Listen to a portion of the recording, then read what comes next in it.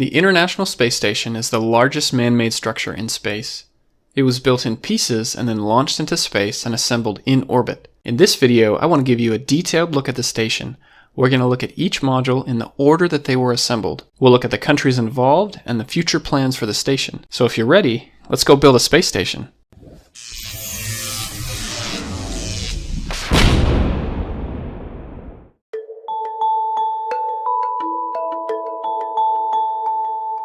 The International Space Station, or ISS, took many years to become a reality. In 1984, the United States announced a project called Space Station Freedom. Here's some drawings of what the original station might have looked like. It was never actually built in its original form. There were lots of redesigns, and its funding was almost completely cut by US Congress. Then in 1993, after several other countries were brought on board, the name was officially changed to the International Space Station. 5 years later, construction begins in space. I'll show you the complete construction process, but first, let's learn a little bit more about the station. This is the ISS as it looks today. It's mainly used to conduct science experiments that can only be done in space. There's usually 6 astronauts on board the station. They generally switch out about every 6 months so that no one spends too much time in space. The station is about the size of an American football field. It's located just outside the Earth's atmosphere. This is called low Earth orbit. It's not very high up, considering that some satellites orbit way out here. The ISS only takes about 92 minutes to orbit the Earth. That's about 28,000 kilometers per hour. Over time, the ISS will slowly lose altitude. If nothing was done, the station would eventually burn up as it re-enters the Earth's atmosphere. To prevent this, the station must be periodically reboosted to stay in space. The main countries now participating are United States, Canada, Russia, Japan, and many countries from the European Space Agency. Let's get to know the main parts of the station. The integrated truss structure is kind of like the backbone of the station. It holds the solar arrays to generate electricity, radiator panels, these remove heat from the station, and other equipment and science experiments are also attached.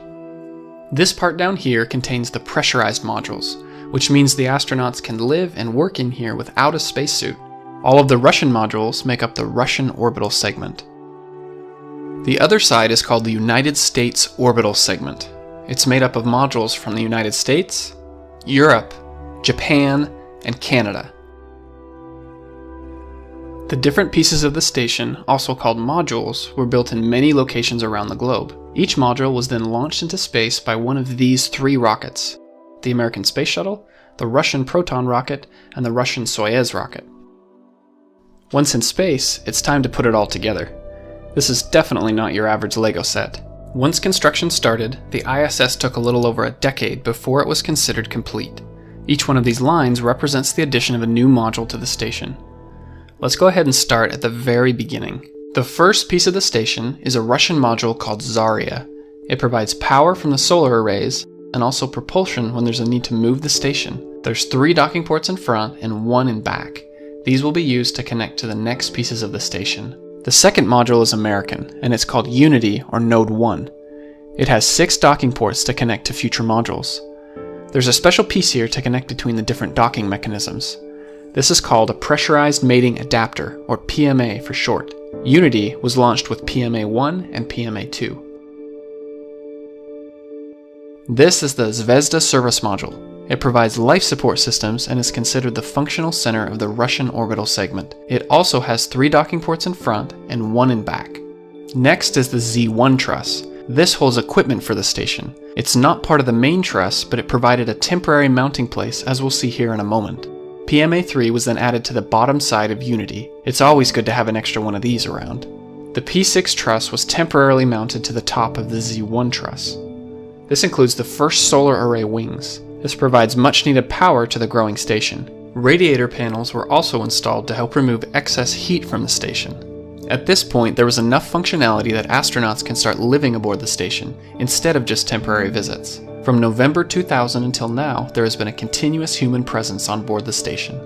The Destiny module is also called the US Laboratory. This is a place where a lot of scientific research happens. A little rearranging was necessary so that Destiny could be installed.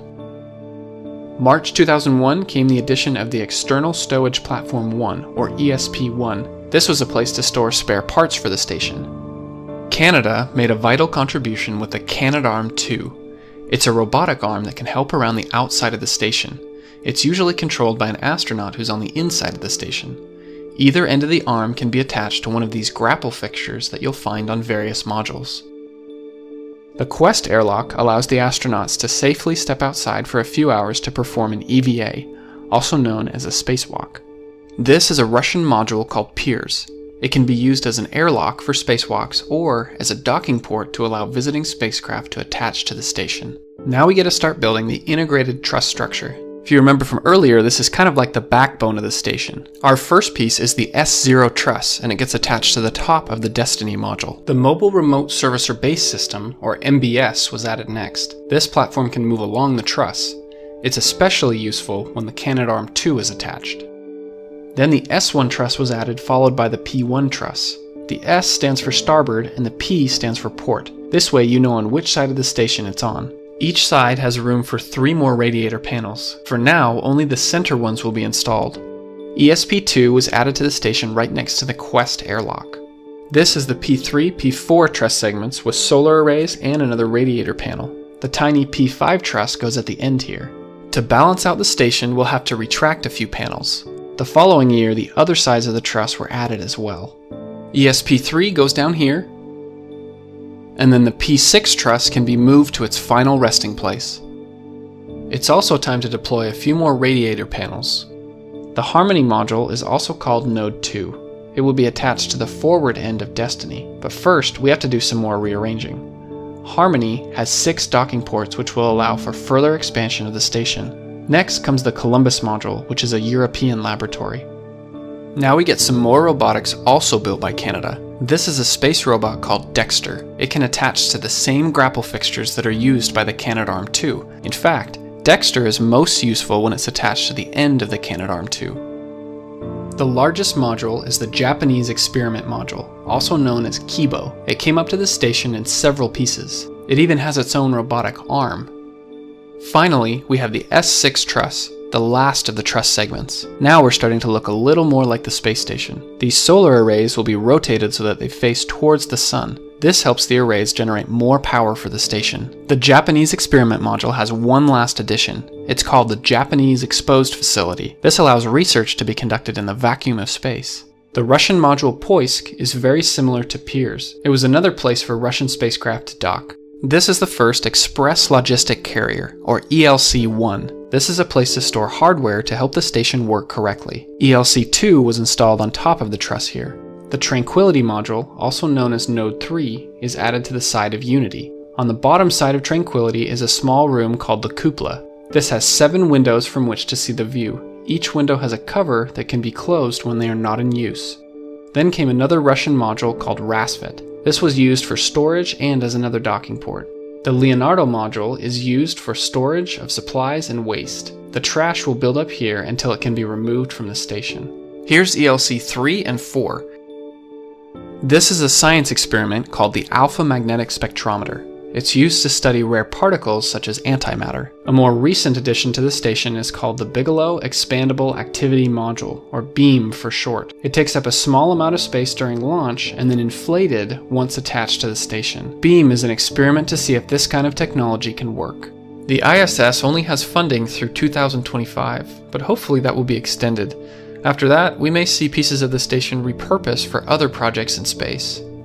I want to thank my supporters on Patreon for helping me make this video. This won't be the last time you'll see an animation from me about the International Space Station. Stay tuned and let me know what you want to see next in the comments below. I'm Jared Owen, thanks for watching.